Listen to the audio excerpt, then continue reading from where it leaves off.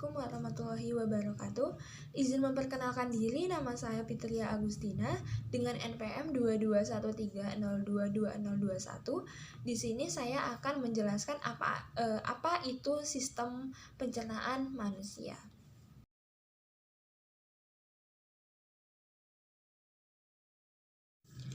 Sistem pencernaan merupakan serangkaian jaringan organ yang memiliki fungsi untuk mencerna makanan. Makanan-makanan tersebut akan diproses secara mekanik ataupun secara kimia. Pencernaan secara mekanik yaitu pencernaan yang terjadi di dalam lambung yang melibatkan gerakan fisik dalam tubuh. Nah, tujuannya sendiri adalah untuk mengubah ukuran molekul makanan menjadi bentuk lebih kecil atau halus. Sedangkan pencernaan secara kimia yaitu pencernaan yang melibatkan enzim. Organ yang termasuk dalam sistem pencernaan terbagi menjadi dua kelompok, yaitu saluran pencernaan dan organ pencernaan tambahan. Sistem pencernaan memiliki fungsi utama yaitu mengubah makanan menjadi nutrisi yang dibutuhkan tubuh. Nutrisi tersebut diperlukan untuk proses perkembangan, perbaikan sel tubuh, termasuk sebagai sumber energi sehari-hari. Nah, untuk saluran pencernaan merupakan saluran yang kontinu berupa tabung yang dikelilingi otot. Saluran pencernaan mencerna makanan menyerap bagian tersebut menuju pembuluh darah. Organ pencernaan manusia yang pertama yaitu ada mulut. Nah, fungsi mulut itu apa sih? Fungsi mulut itu untuk mengunyah makanan menjadi lebih halus agar mudah dicerna. Nah, di dalam mulut terjadi pencernaan secara mekanis oleh gigi dan kimiawi oleh enzim amilase. Gigi memotong makanan menjadi potongan-potongan kecil. Nah, dan potongan-potongan kecil tersebut lalu dibasahi oleh air liur sebelum lidah dan otot-otot lain mendorong makanan ke dalam faring dan selanjutnya ke dalam kerongkongan. Air liur sendiri itu berperan penting untuk memecah makanan, melembabkannya, dan membuat makanan lebih mudah untuk ditelan. Yang kedua yaitu ada kerongkongan. Kerongkongan atau sering disebut dengan esofagus adalah saluran yang menghubungkan mulut dengan lambung. Saluran ini merupakan jalan bagi makanan yang telah dikunyah dari mulut menuju proses pencernaan selanjutnya, yaitu di dalam lambung. Pada ujung kerongkongan terdapat sphincter atau otot-otot berbentuk cincin. Otot-otot ini memungkinkan makanan untuk masuk ke lambung dan kemudian menutupnya untuk mencegah makanan dan cairan naik kembali ke kerongkongan. Yang ketiga yaitu ada lambung. Apa sih lambung? Kita nggak asing lagi kan tentang mendengar apa itu lambung. Lambung itu adalah organ yang berbentuk huruf J yang berukuran sekitar 2 kepalan tangan. Lambung terletak di antara esofagus dan usus halus pada perut bagian atas. Lambung memiliki 3 fungsi utama dalam sistem pencernaan manusia. Apa aja sih? Yaitu pertama ada menyimpan makanan dan cairan yang tertelan.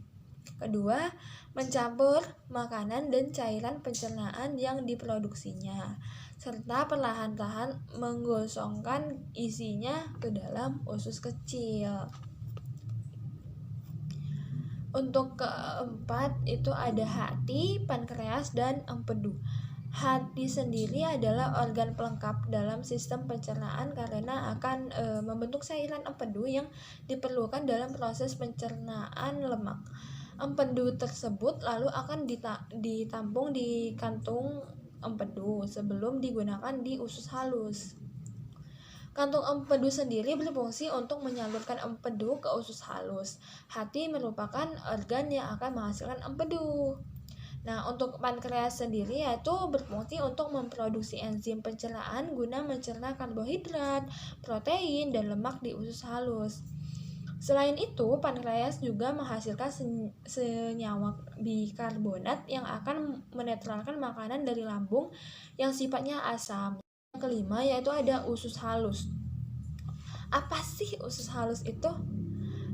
Usus halus itu adalah saluran kecil selebar 2,5 cm dengan panjang sekitar 10 meter Nah, usus halus sendiri itu terdiri dari 3 bagian, yaitu ada duodenum atau sering disebut dengan usus 12 jari.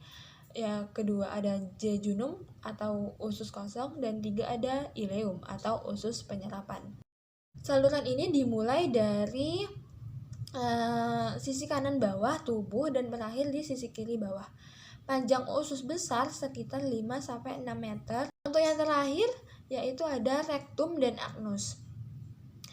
Rektum itu apa sih? Rektum itu adalah bagian akhir dari usus besar yang berfungsi sebagai tempat penampungan feses sementara sebelum dikeluarkan dari tubuh.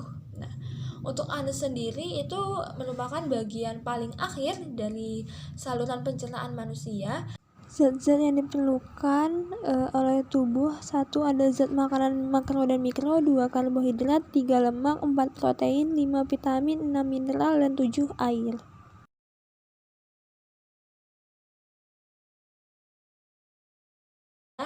Pertama ada mah. Mungkin kita udah nggak asing lagi ya tentang sama mah. Mah itu apa sih? Mah itu merupakan gangguan berupa peradangan pada dinding lambung yang disebabkan oleh produksi asam lambung, nah HCl gitu, berlebih sehingga mengikis jaringan pada dinding lambung.